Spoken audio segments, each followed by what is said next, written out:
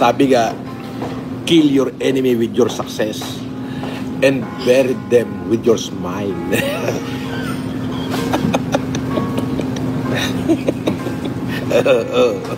Puro kayo si kulaong.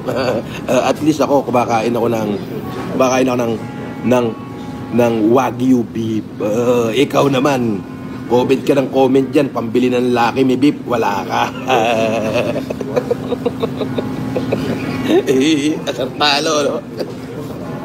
Di bale, ikakain ko na lang kayo. Oo. O, shout out to sa mga supporter ko.